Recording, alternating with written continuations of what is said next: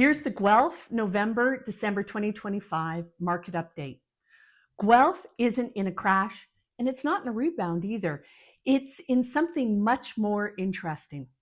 We're living through one of the biggest housing resets Canada has seen in over 50 years, and Guelph is right in the middle of that reset.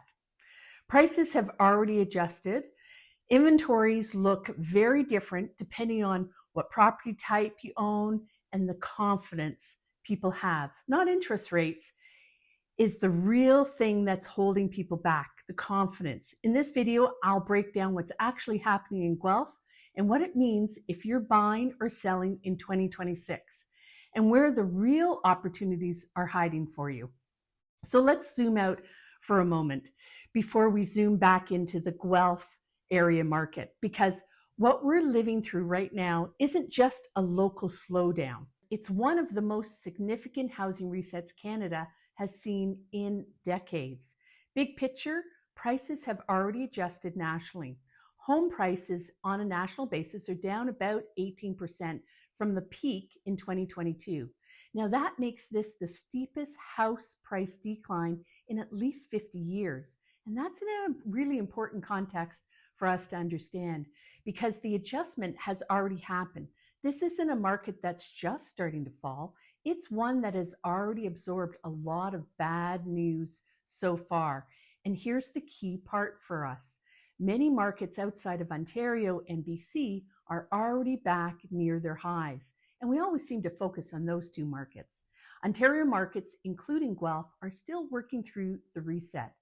So what does that mean locally for Guelphites? Well, when we look at Guelph's average price over time, you can see the full story really clearly. Prices surged into early 2022, then pulled back and have been moving sideways since then. Not collapsing, not rebounding sharply, stabilizing. That sideways movement is the market waiting for confidence to return. Which brings us to the real driver now. Sales likely found a floor. Confidence hasn't yet rebounded. And according to Edge Analytics, home sales likely bottomed in Q1 of 2025, and affordability has actually improved since then. Monthly mortgage payments today are back roughly to late 2021 levels. And here's the really surprising part. The last time affordability looked like this, home sales were about 50% higher than they are now. So what's missing? It's the confidence part. Why confidence is the real bottleneck. Consumer confidence in Canada hit its lowest point in March of 2025. Lower than early COVID, lower than the Great Recession of 2008-2009. So that really tells us something critical. I mean, people can buy, they just don't feel ready yet. And markets don't move forward until confidence improves for enough people at the same time. That's why rate cuts alone won't flip the switch. Inventory is the pressure valve. So now let's look at inventory, because this is where the story splits.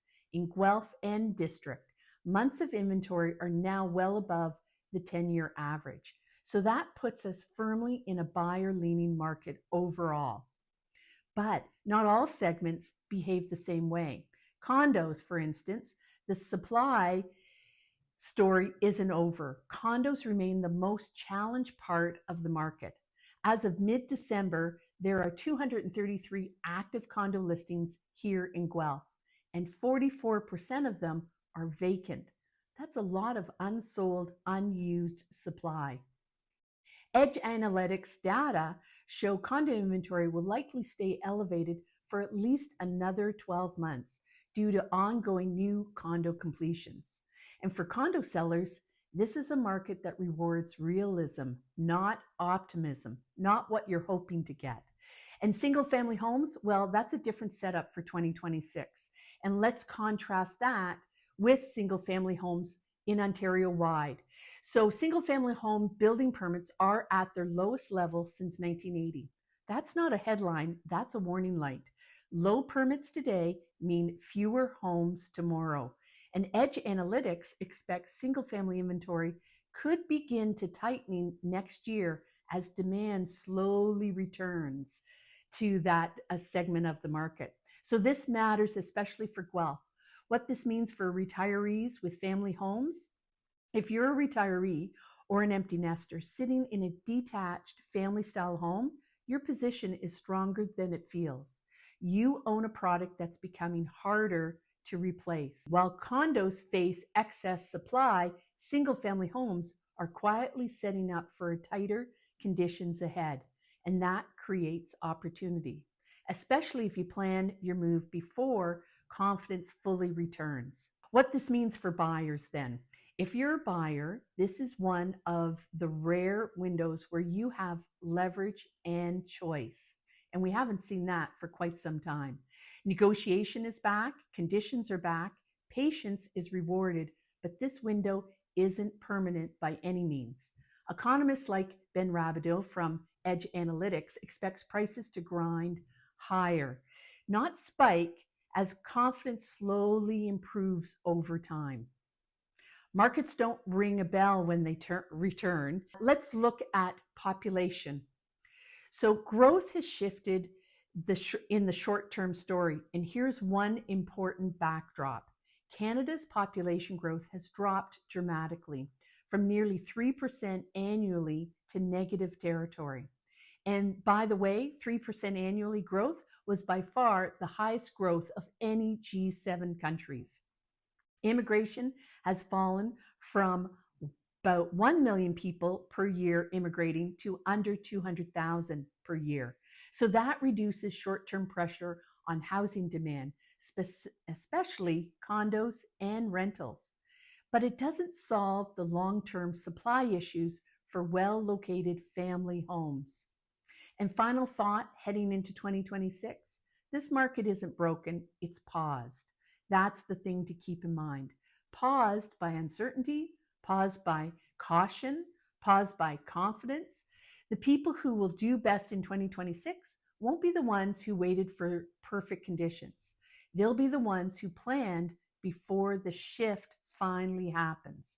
So if you want to help mapping out what this market means for you, for your next move, that conversation matters more than timing the headlines.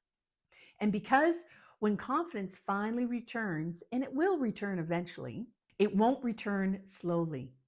So that's it for this market update. Thanks for listening, and we'll see you in the next video.